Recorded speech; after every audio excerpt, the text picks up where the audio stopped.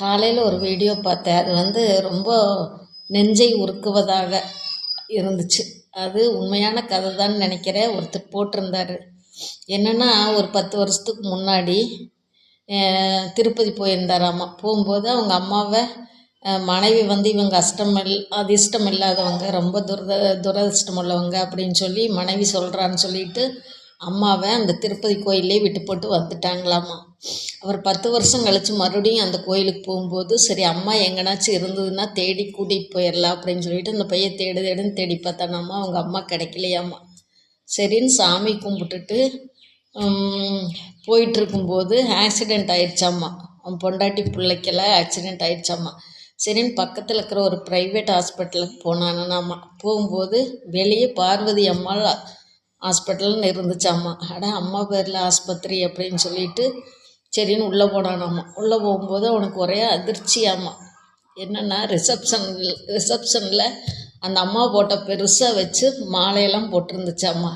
இவனுக்கு ஒரே ஆச்சரியமாம்மா, நம்ம அம்மா போட்ட இங்கே இருக்குது அப்படின்னு சொல்லிட்டு ஓடி போய் ரிசப்ஷனிஸ்ட்டுக்கிட்ட கேட்டானாம்மா.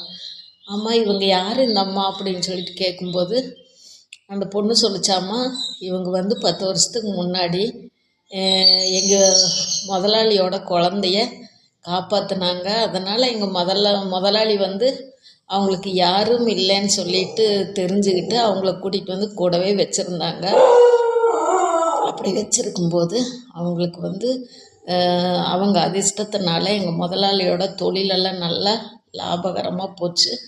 அதனால் எங்கள் முதலாளி அவங்களையே வீட்டிலையே வச்சுருந்து அவங்க பேர்லேயே ட்ரஸ்ட்டு, தொழிற்சாலைகள், ஆஸ்பத்திரி அப்படின்னு சொல்லிட்டு நிறைய முன்னேற்றத்தோடு அவர் வாழ்ந்துட்டு இருந்தார்.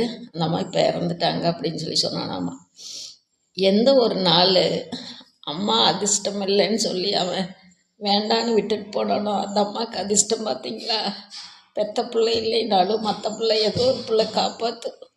அதனால் எனக்கு அந்த வீடியோ பார்த்ததுலேருந்து ரொம்ப மனசு கஷ்டமாக இருந்துச்சு. அம்மாவெல்லாம் தவிக்க விடாதீங்க. அவன் அந்த பையன் மனசு குறுகி போனானாம்மா. ஏன்னா அவன் செஞ்ச செயல் அப்படி. என்னதான் இருந்தாலும் அம்மா அதிர்ஷ்டம் இல்லைன்னு உன்னை தூக்கி போட்டிருந்தா நீ என்ன செய்வேன்? அதனால் அந்த மாதிரியெல்லாம் செய்யாதீங்க, சரியா?